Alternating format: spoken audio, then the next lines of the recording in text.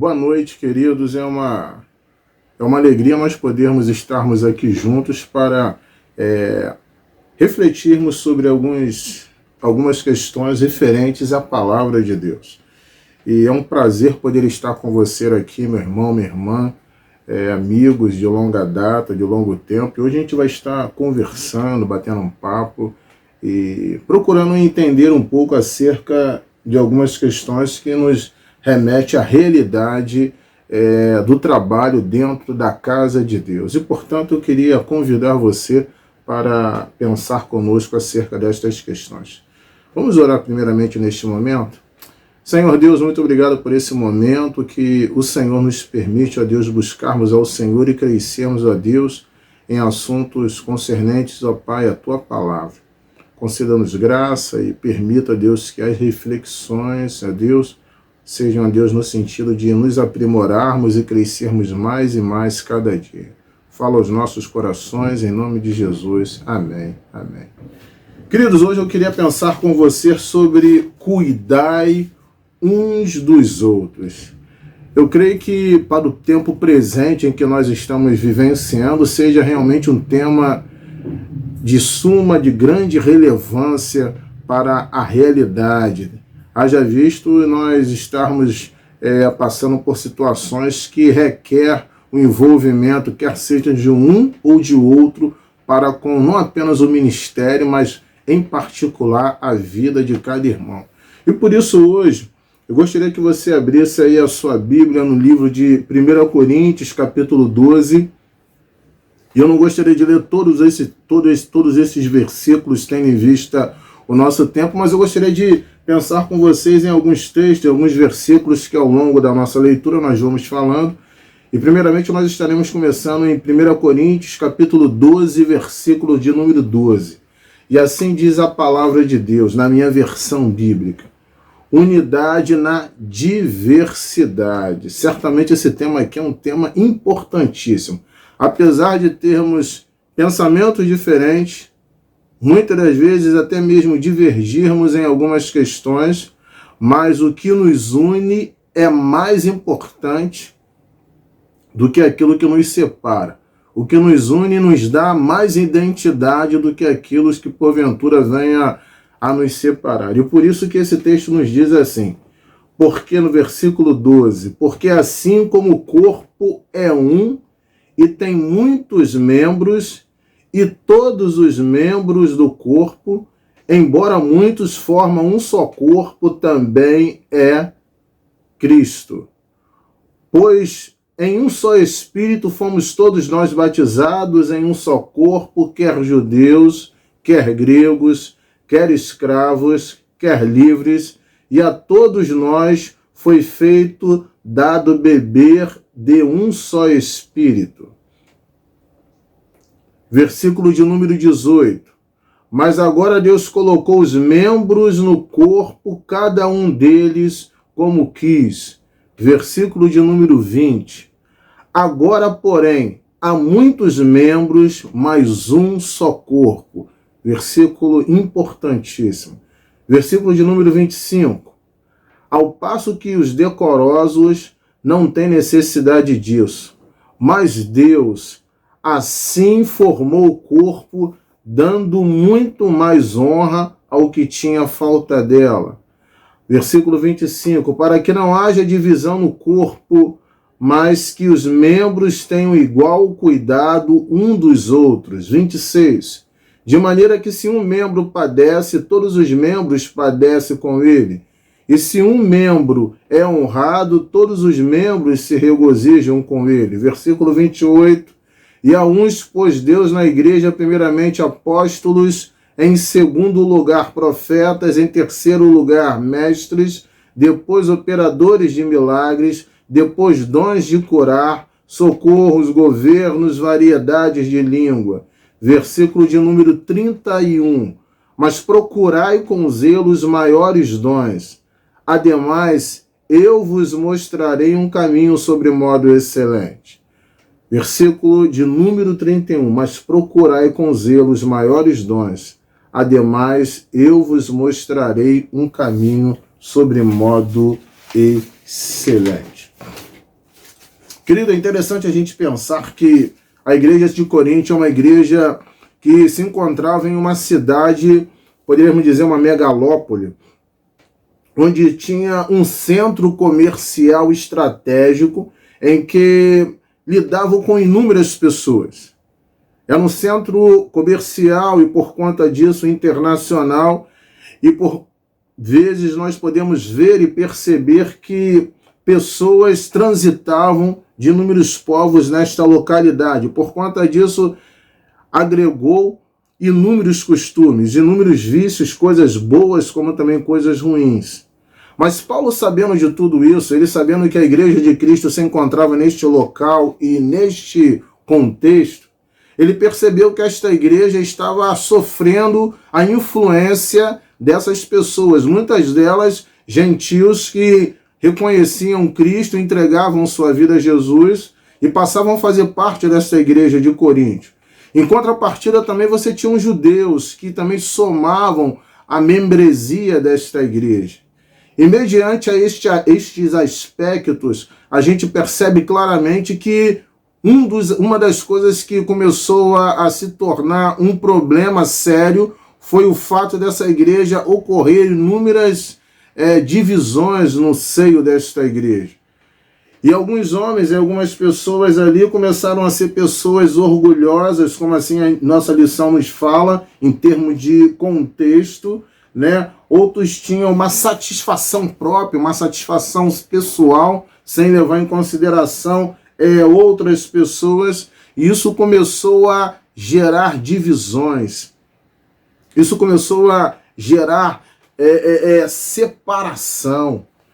E nós sabemos que uma das coisas que leva uma igreja a ser destruída, leva a impedir que o evangelho avance, que a obra de Cristo progrida, é o fato de ocorrer divisões no centro da igreja, no seio da igreja, dentro da igreja, principalmente com a liderança. Quando um acha que é melhor que o outro, quando um pensa que, digamos assim, tem maiores vantagens ou seu dom, por conta disso, ele realmente tende a colaborar mais para a obra de Cristo do que o dom do outro irmão. Isso é algo danoso, isso é algo que gera grandes problemas dentro da igreja de Cristo. E por conta disso, eu gostaria de pensar com você que nós, como servos de Deus, que temos a maturidade cristã, que não somos conduzidos pela carne, mas temos a prioridade de sermos dirigidos pelo Espírito de Deus, nós devemos ter como objetivo, e é onde eu quero alcançar você, ir identificando esses problemas, essas circunstâncias que venham corroer a igreja, nós observarmos não no sentido de apontar o dedo, né, no sentido de colocar o dedo na ferida daquele irmão ou daquela irmã, mas com o objetivo de colaborar, identificar, verificar o que está ocorrendo para que possamos ajudar a obra de Cristo a crescer para a glória e honra do Senhor. E para tanto, o autor ele apresenta 5 verdades básicas, como o item 5 da nossa lição nos fala. Uma delas é a verdade da arrogância, né? A arrogância e o orgulho. E é interessante a gente pensar que a Bíblia diz que Deus resiste aos soberbos, mas dá graça aos humildes. Ou seja, Deus resiste àquelas pessoas altivas, aquelas pessoas que se julgam melhor do que outras pessoas. E por conta destas questões, o Senhor ele procura a identificar isso na palavra de Deus cerca de 200 vezes. Tamanho a preocupação de Deus em cuidar, em exterminar, em acabar com esta situação, ou na melhor das hipóteses, melhor dizendo, na pior das hipóteses, minimizar esta situação. O objetivo maior de Deus é apresentar que isso pode ocorrer dentro da casa de Deus. Não deveria. A gente não se alegra que isso venha a ocorrer, mas acontece. Infelizmente acontece. Acontece na igreja do nosso irmão, como também pode acontecer na nossa igreja. Isto, sem a gente perceber, pode estar ocorrendo conosco. E aí que é o maior perigo, quando isso está ocorrendo com a gente e nós não percebemos ou não identificamos isso em nós mesmos, a ponto disso ser danoso para nós e para a igreja de Cristo.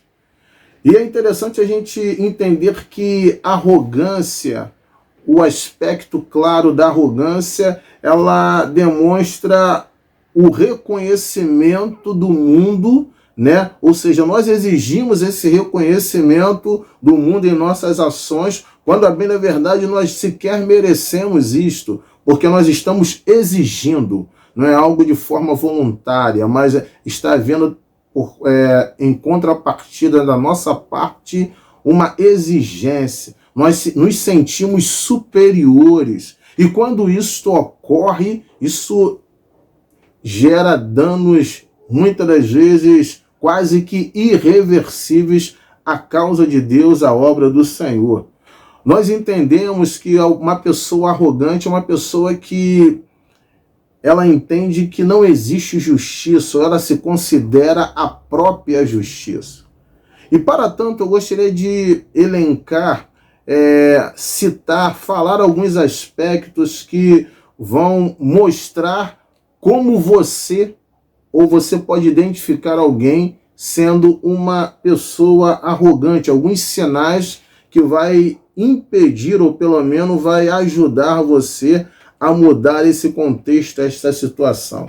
E um deles que nos é apresentado como alguém arrogante é quando você interrompe uma pessoa com muita frequência. Você é essa pessoa que alguém está falando determinada coisa, você não tem a paciência necessária para essa pessoa acabar de terminar ou concluir o seu pensamento, a sua ideia, talvez seja um sinal, sim, de arrogância. Outro sinal de arrogância é quando você acredita que é melhor do que os outros. Ninguém é melhor do que você. Sempre o seu pensamento, a sua ideia, o seu posicionamento, enfim, a sua condição de você realizar, fazer ou pensar algo sempre é superior à da outra pessoa. Será que você tem se encontrado nesta situação? Quando eu estava lendo essa lição aqui, eu estava refletindo, pensando, meditando. Será que eu me encontro nessa condição? E será que você também está nesta situação? O aspecto que nos apresenta como alguém arrogante é alguém que ama ser o centro das atenções. É alguém que sempre faz tudo para realmente ser alguém que chama a atenção de outras pessoas, não por um objetivo nobre, mas pelo simples fato de querer ser o alvo das atenções, querer ser amado por outras tantas pessoas. Alguém arrogante é alguém que não suporta pessoas diferentes de você. E não apenas pessoas, mas opiniões, ideias, ações diferentes. É aquela pessoa que, se surge uma ideia diferente, olha, eu pensei que esta arrumação do banco deveria ser desta forma. E alguém fala assim, não, eu acho que não deve mexer nesse banco. Isso aí gera sérios transtornos para a obra do Senhor. É alguém que, quando se sente, ou é alguém que na condição de ser uma pessoa arrogante, é alguém que tende a ofender muito as pessoas, quer sejam às vezes com brincadeiras ou que nós poderíamos chamarmos de falsas brincadeiras, né? Cujo objetivo é no sentido de envergonhar, é no sentido de realmente colocar aquela pessoa à margem, são encarnações, são, enfim, colocações que fazem com que aquela pessoa seja por vezes impedida de manifestar a sua opinião diante de determinado pedido de outra pessoa. E por vezes as pessoas arrogantes, elas tendem a levar também as outras pessoas a se afastarem. Raras são as vezes que alguém gosta de permanecer ou andar junto de alguém arrogante. Por quê? Porque aquela pessoa que é arrogante, ela nunca reconhece você. Ela em tempo algum, em momento algum, reconhece aquilo que você faz, a maneira que você pensa, porque sempre o dela é o melhor. E por considerar algo dessa pessoa melhor, ela tende a diminuir você em todas as situações. Mas o que nós devemos fazer para sermos menos arrogantes? É interessante nós refletirmos sobre esse aspecto. Escute opiniões de outras pessoas. Muitas vezes, quando nós somos arrogantes, nós temos a grande dificuldade de nos colocarmos nesta condição. Mas se faz necessário nós sabermos ouvir e, melhor ainda, quando aquela pessoa está agindo de forma correta, a opinião é válida, nós aceitarmos aquela opinião, porque aquilo irá colaborar para o nosso crescimento e, em particular, para o ministério, para a obra do Senhor. Em segundo plano, não se enalteça, né? E é algo que é difícil. Quando você tende a se achar o melhor, né? Diante de determinadas situações, é difícil você conseguir alterar isso aí sozinho. Por isso, se faz necessário que você venha buscar auxílio e orientação de outras pessoas, mas em particular direcionadas pelo Espírito Santo de Deus. E, sobretudo, saiba agradecer. Quando você começa a agradecer, você começa a olhar menos para você e mais para outras pessoas. Quando você começa a agradecer, você começa a reconhecer que existe algo bom em outras pessoas. Quando você começa a agradecer, você começa a ver que existe algo útil, benéfico, válido naquilo que está sendo sugerido, orientado, indicado, e você até mesmo recebe, aceita a ajuda de outra pessoa. Mas o autor fala também que existe aqueles, por vezes, orgulhosos. E é interessante, eu pude frisar aqui um contexto aqui que vem dizendo o seguinte: o indivíduo orgulhoso tem, no fundo, uma sensação de fraqueza. Ou seja, aquele que se julga o melhor, ou a pessoa melhor do que tantas outras pessoas, a bem da verdade, ele tem uma sensação de fraqueza, embora externamente, ou no meio, no ciclo onde ele se encontra, ele venha se posicionar externamente de forma a demonstrar um poder que até mesmo ele não tem e não reconhece em si mesmo. Mas como age uma pessoa orgulhosa? Uma pessoa orgulhosa, ela tende a ter uma doença maligna e uma doença destrutiva, ou seja, ela transforma o orgulho em algo mesquinho, tende a levar aquela pessoa que só pensa em si mesmo, né? E não tem a capacidade de analisar e valorizar nada que existe no ser humano. E como deixar de ser também orgulhoso? Um dos passos é você primeiramente reconhecer que você é orgulhoso. Se você não faz isso, fica difícil você conseguir vencer e superar estas dificuldades. Veja que Paulo está falando isso para a igreja de Cristo. Ele não está falando isso para pessoas que não tinham sensibilidade em ouvir, em compreender a palavra de Deus, mas ele está identificando esses sinais, esses posicionamentos como algo danoso, o que a gente poderia chamar de erva daninha, como a palavra de Deus assim nos fala, porque ele entende, ele percebe que é algo que tende a corroer, corromper, destruir, e não apenas dentro da igreja, mas no meio secular, dentro da nossa casa, dentro da nossa família. Pessoas arrogantes, pessoas orgulhosas tendem, por vezes, a gerar mal-estar dentro de um lar, de uma família, de um local, enfim, no lugar onde quer que ele se encontre. Mas o autor ele vem fazendo as seguintes colocações também no item 2 sobre a inveja. E ele fala assim em 1 Coríntios 13, 4. O amor, e olha que ele pega um aspecto interessantíssimo que ele parte do amor.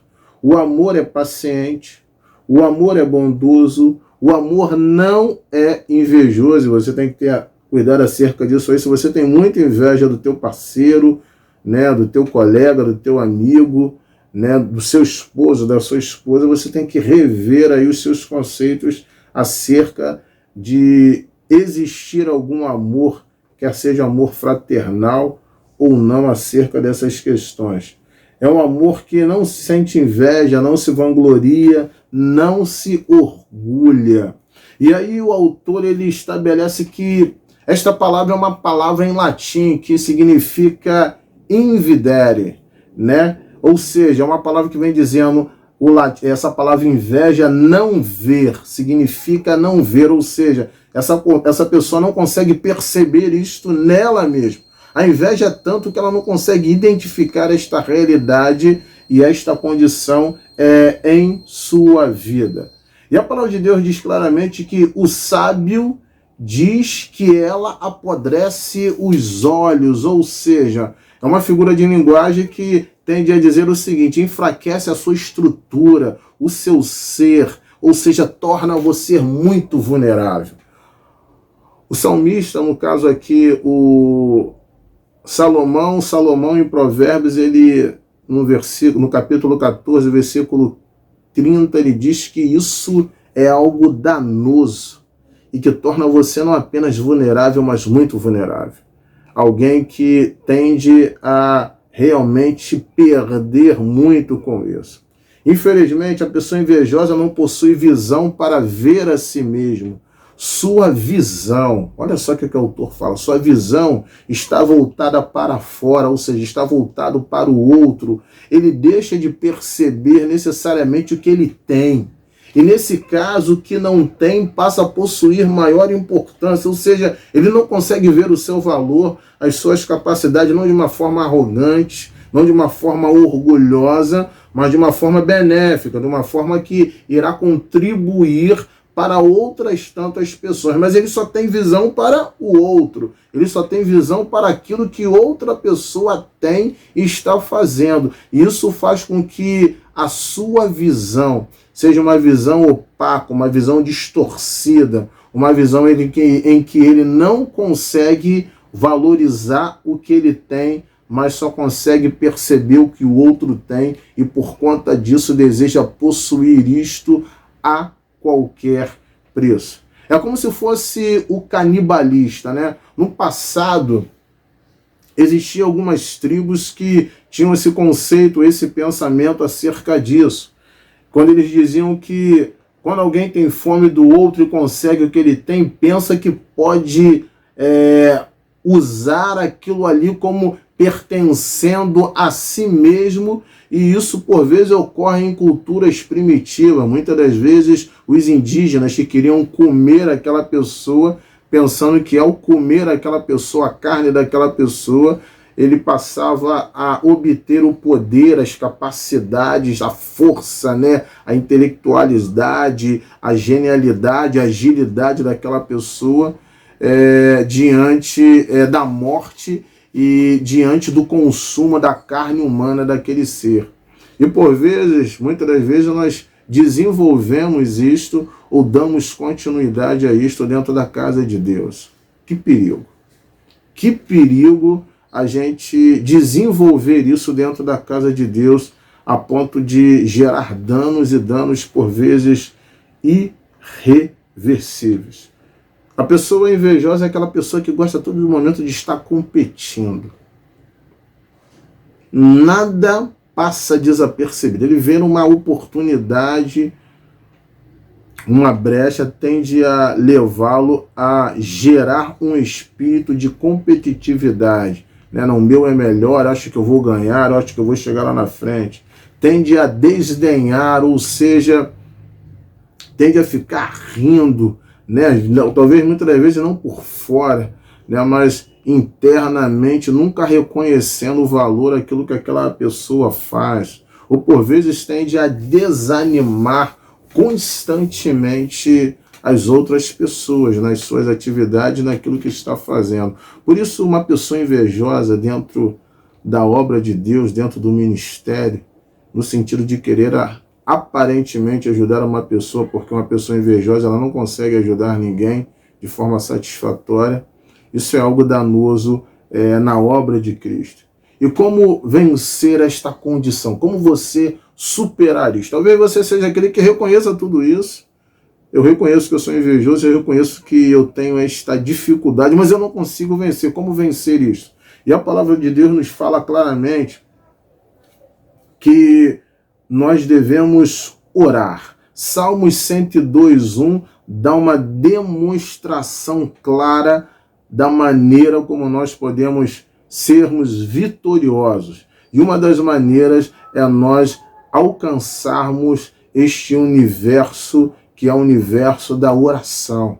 Um universo que tem uma profundidade e pode gerar uma transformação inigualável, caso nós venhamos acreditar e confiar na ação do Espírito Santo de Deus. É como se a bem da verdade fosse um antídoto, né, contra esta enfermidade danosa que é a inveja. Mas não apenas isso, nós temos também um outro item que fala dentro desse aspecto de cuidar, né, do cuidar um dos outros, que são os dons e o ministério.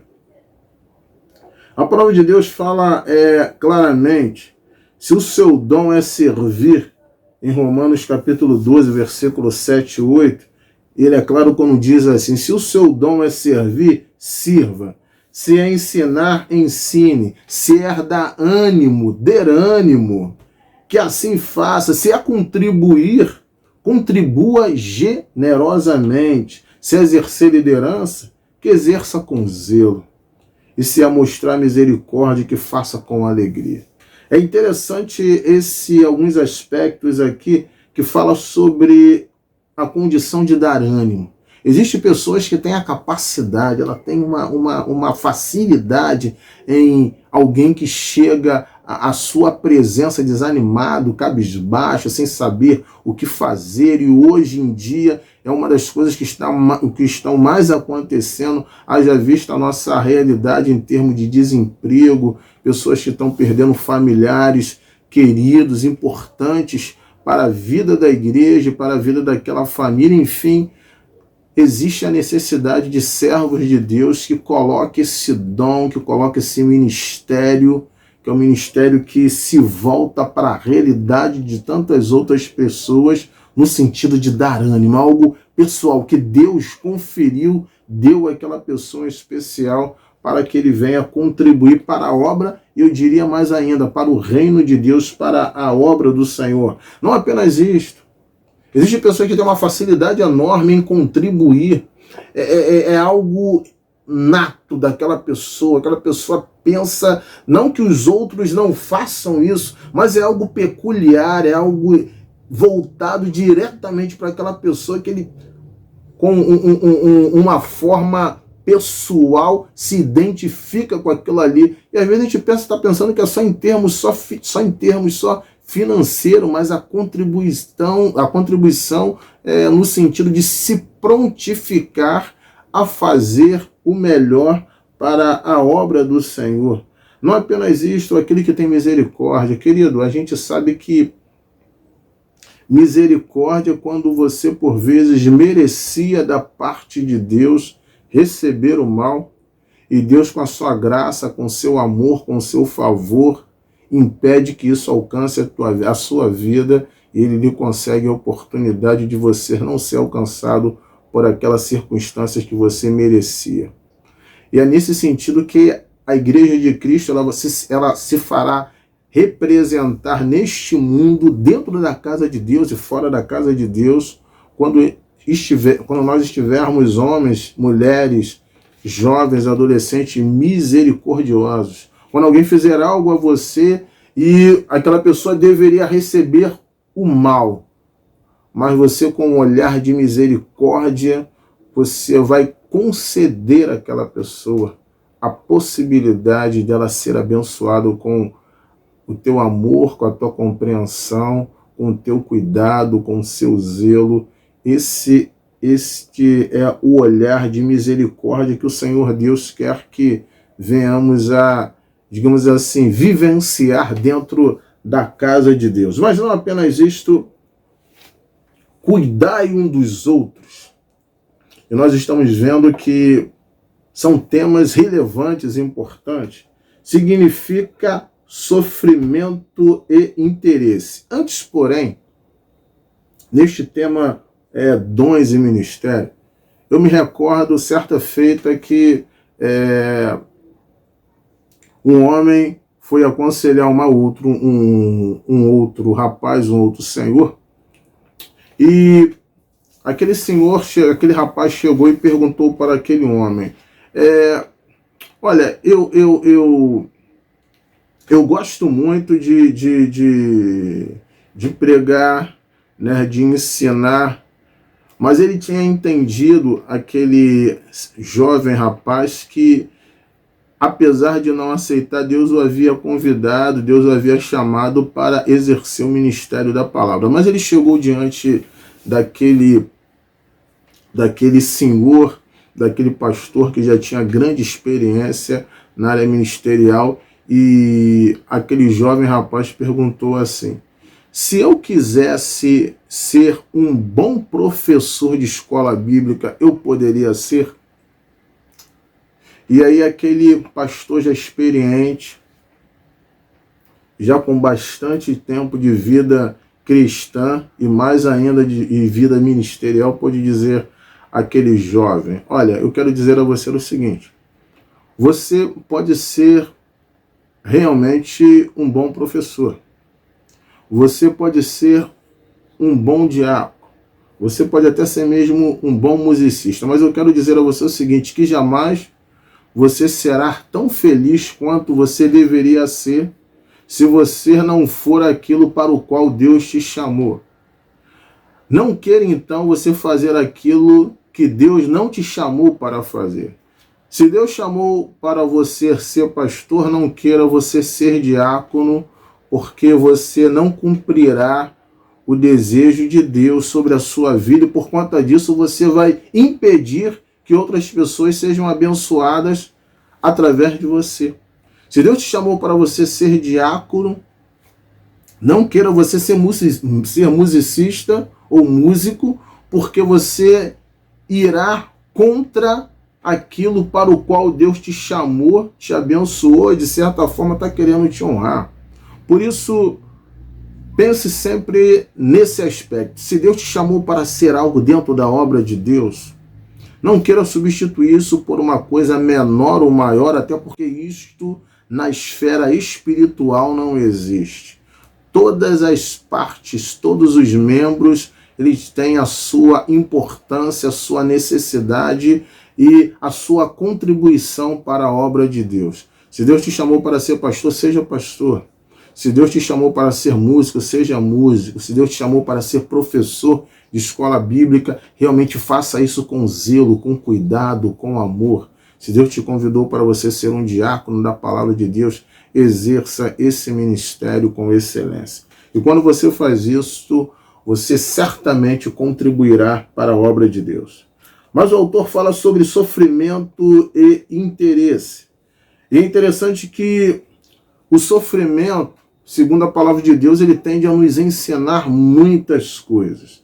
Eu deixei separado aqui um texto da palavra de Deus que fala sobre 2 Coríntios. Eu queria que você abrisse aí a sua Bíblia, 2 Coríntios, capítulo 12, a partir do versículo de número 10, em que o autor fala que, na lição, que evitar muitas das vezes o sofrimento é uma perca de tempo. A gente tem que entender que às vezes não tem como você evitar isso. Por mais que você queira, existem algumas coisas que você consegue controlar. E dentro do ministério também, por vezes, acontece isso aí. Você não gostaria de passar por essa situação, por essa circunstância, até porque não foi você que gerou isso. Você não pediu isso. Se Deus permitisse você não passar por aquela situação ali, você não passaria. E Jesus é um dos maiores exemplos disso. Certamente, se houvesse outro caminho, que não fosse a cruz, para Jesus passar, e não foi à toa que Jesus pediu, para que, se fosse possível, passasse dele aquele cálice, certamente ele pegaria outro caminho. Mas Jesus entendeu que era o único caminho para gerar salvação para o homem. E Jesus aceitou porque ele era submisso e concordava com a vontade do Pai. Por vezes, na vida ministerial, quando nós estamos e temos a responsabilidade como servos de Deus, como membros da obra da casa de Deus, dentro da casa de Deus, temos essa responsabilidade de cuidarmos de outras pessoas e sermos relevantes, às vezes o sofrimento ele terá que passar sobre as nossas vidas. Não tem como ser diferente. E por conta disso aí, Paulo ele nos chama a atenção quando ele está passando por uma situação pessoal de ordem particular. O autor ele não esclarece muito este aspecto, mas o que a gente percebe na palavra de Deus em 2 Coríntios, capítulo 12, no versículo 10, em especial, é quando Paulo pede que, se fosse possível, o Senhor viesse a tirar aquele espinho na carne de Paulo. A palavra de Deus nos diz que ele não sabe que espinho é esse aí, mas Paulo pede acerca de que Deus possa remover isso. E o que Deus fala para Paulo é que a graça, né, no versículo 9, ele diz assim: e ele me disse, Deus respondendo a Paulo, a minha graça te basta, porque o meu poder se aperfeiçoa na fraqueza. Às vezes vai ser o teu sofrimento, às vezes vai ser a tua dor, em especial no conceito ministerial, em cuidando de alguém que vai resgatar, vai transformar a sua vida e a vida de outra pessoa, para que esta pessoa e você também seja uma bênção para a obra de Deus. E quando Paulo entendeu isto, que era necessário ele ter aquele espinho na carne, permanecer com aquele espinho na carne, Paulo ele pôde aceitar isto da melhor maneira. E a palavra de Deus vem dizendo, a minha graça te basta, porque o meu poder se aperfeiçoa na fraqueza. Por isso, de boa vontade, Paulo dizendo, antes me gloriarei nas minhas fraquezas, a fim de que repouse sobre mim o poder de Cristo. A bem da verdade, quando muitas das vezes nós vemos o real poder de Deus invadindo e agindo em nós e por meio de nós, é quando nós reconhecemos em dadas situações que você não tem a condição de pregar, e naquele dia talvez você se sinta muito desanimado, triste, sem sequer ter condições de apresentar a palavra de Deus, mas de forma humilde, sensível, clara diante do Senhor. Você pede, Senhor Deus, me ajude. Me ajude a transmitir aquilo que o Senhor já colocou em meu coração, ainda que eu não venha estar me sentindo em condições de transmitir isto à tua igreja ou aquelas pessoas que me ouvem. E quando você faz isso, sinceramente, na dependência de Deus, é aí que está o detalhe, dependendo do Senhor, do Espírito Santo de Deus, Deus te usa. E alguém depois te dá um retorno daquilo que você havia feito. Olha, eu não esperava ouvir esta palavra, eu não esperava ouvir este cântico, esta música, ouvir esse ensinamento da palavra de Deus, mas pela tua palavra, pelo teu ministério, pelo teu cuidado, por aquilo que você fez, realmente hoje eu sou uma vida transformada e mudada dentro da casa de Deus. Por isso a gente percebe claramente que quando nós estamos sensíveis à voz de Deus, ainda que em meio ao sofrimento, o Senhor tende a nos usar. E usar no sentido de realmente termos aquela atitude de empatia, ou seja, assumirmos aquela limitação, o problema daquela pessoa como se fosse o nosso. Neste tempo presente que estamos vivenciando, isso é o que a Igreja de Cristo deve realizar, não apenas dentro da igreja, mas fora da igreja. Certamente é isso que se tornará um referencial de vida, de ministério para tantas outras pessoas que não estão acostumadas a alguém realmente se envolver com a sua dor, se envolver com a sua necessidade. Por quê? Porque o tempo nos falta. Hoje, se existe uma coisa que tem impedido com que a igreja seja relevante no seu dia a dia, no seu ministério, é a falta de tempo. Ou nós poderíamos dizer a condição de sabermos usar o tempo que o Senhor nos tem concedido. Por isso, se faz necessário que você venha realmente deixar a ação de Deus, a direção de Deus abençoar a sua vida para que você venha abençoar tantas outras pessoas. Eu posso dizer que esta empatia, nós poderíamos chamar isto de amor em ação. É um amor mais do que palavras, é um amor atitude. A bem da verdade, este amor é o amor ágape, ou como alguns queiram falar, algum amor agape. Mas este é o amor de Deus. É o amor que o Senhor, ao levar os seus apóstolos a exercer o ministério da palavra, ele estava convidando. E um desses exemplos é o apóstolo Pedro, que o Senhor perguntava a Pedro, Pedro, tu me amas? E aí quando Pedro falava, Senhor, sim, eu te amo, mas falava diferentemente do amor agape, e o Senhor falava que assim, Pedro, apacenta as minhas ovelhas, ou seja, é um amor em ação. As pessoas precisam ver isso, não basta você simplesmente sentir amor por aquelas pessoas, mas se faz necessário você amar estas pessoas, porque certamente você mudará e transformará a sua realidade e a realidade de tantas outras pessoas. E uma das coisas também que marcam, e não é apenas uma única coisa, mas que marcam a realidade de uma igreja, de um ministério, é quando você se alegra com a vitória do outro irmão. Quer seja dentro do ministério, quer seja na palavra, quer seja na família, quer seja, enfim, na obra missionária. Quando um irmão vence, você atribui esta vitória também a você. Olha, eu estou muito feliz. Atribuir no sentido de você se solidarizar com a vitória, né, com o ganho, né, com a bênção que aquele irmão ou que aquele ministério pôde alcançar. Isso identifica a obra de Cristo.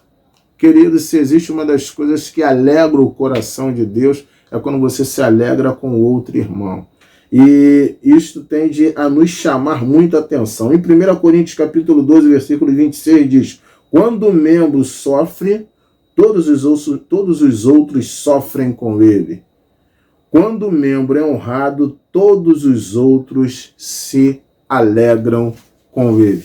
E finalizando a nossa lição, que fala sobre cuidar um dos outros, eu não poderia deixar de chamar a atenção que a igreja saudável não é a igreja que ignora as suas limitações, quer seja, e quero dizer que isso existe na igreja de Cristo, não que nós queiramos isto, mas é uma realidade, né? E a igreja saudável não é a igreja que ignora isto, que existam pessoas arrogantes, que existam pessoas invejosas, que existam pessoas que por vezes não se alegram com o ministério daquele outro irmão, que existem pessoas que querem pegar, ou digamos assim, assumir o ministério de outras pessoas, mas a igreja saudável é a igreja que consegue identificar, enxergar, por vezes, que isso possa existir dentro do seu quadro de membresia, mas ao identificar isso aí não fica apontando o dedo, mas pelo contrário,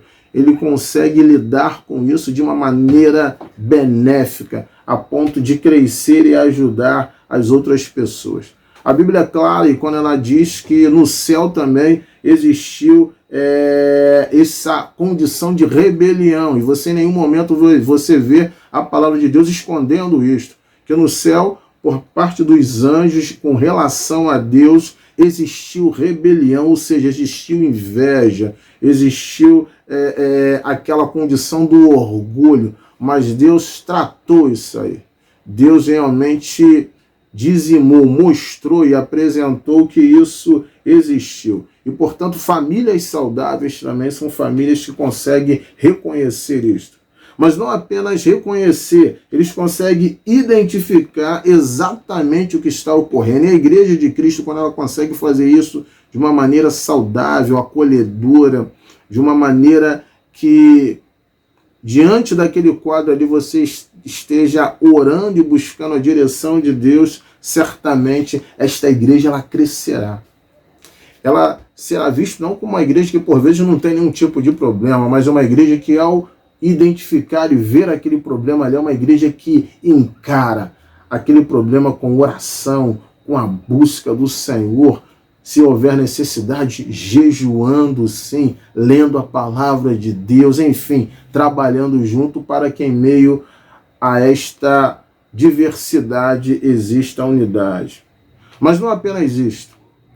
A igreja que cuida um dos outros é a igreja que é vista assim como um lugar de santos. Santos que, não pelo fato de não existir problemas, mas é a igreja vista como lugar de santos porque santos, segundo o exemplo da palavra de Deus no conceito cristão de um homem, de uma mulher de Deus, é aquele pessoa separada, aquela pessoa que procura vencer as dificuldades, problemas e, sobretudo, se aprimorar diante das limitações da vida. Mas não apenas com este conceito. A igreja que cuida um dos outros, a igreja vista como também, além de ser um lugar de santos, é uma igreja vista como um hospital. Um hospital existe sim pessoas que estão passando por necessidade, por dificuldade, mas também existem os médicos, pessoas saudáveis, em condições de cuidar de outras pessoas que carecem do auxílio e da orientação de Deus. Por isso a igreja vista como um hospital é aquela igreja que acolhe os enfermos. Aquelas pessoas que vêm do mundo ou vêm com certos vícios, com certos posicionamentos, com certos comportamentos, com certas ações que até mesmo estão trabalhando na obra, estão trabalhando com o coração, mas ainda não conseguiram vencer determinadas dificuldades do passado, e aqueles irmãos que se encontram numa situação saudável, uma situação de crescimento espiritual, têm a condição de não apontar o dedo, mas têm a condição de ir identificando estas condições que aqui foram tratadas e colocadas, eles se colocam ao lado daquela pessoa para auxiliá-los. É o que nós poderíamos chamar de discipulado. Vida na vida. Uma vida forte fortalecendo uma vida que está querendo se fortalecer. Uma vida forte querendo fortalecer uma vida que está querendo largar aquelas limitações do passado. Uma igreja saudável é uma igreja que, em identificando pessoas frágeis, tem a condição de se colocar à disposição para cuidar destas pessoas e sim ser uma bênção na obra do Senhor. Por isso eu convido a você a refletir. E antes mesmo de você talvez apontar o dedo e dizer aquele irmão, aquela irmã é fraca, aquele irmão procede assim, aquele irmão procede desta maneira ou daquela maneira, você se olhar e ver se você está agindo assim. E ao se olhar desta maneira, ou pelo menos se observar e verificar se existe alguma aresta, alguma área que precisa ser consertada, ajustada, você orar por você. E em fazendo isso, aí sim você comece a pedir a Deus sabedoria para, se porventura você identificar uma situação dessa com o irmão ou com uma irmã, você venha ter aquela palavra de amor. Não usar a Bíblia simplesmente para, por vezes, ferir alguém ou, muitas das vezes, gerar tristeza no coração de alguém. Mas usar a palavra de Deus, usar o ministério que o Senhor lhe confiou, lhe concedeu, para abençoar e aprimorar outras vidas para a obra e glória do Senhor. Muito obrigado pelo teu cuidado, muito obrigado por esses momentos importantes que passamos aqui e que o Senhor venha te abençoar e abençoar a igreja do Senhor Jesus. Esta é a palavra que eu lhe dou, e que o Senhor venha continuar direcionando as nossas vidas e que, de fato, possamos cuidar um dos outros para a glória e honra do reino de Deus. Que Deus te abençoe.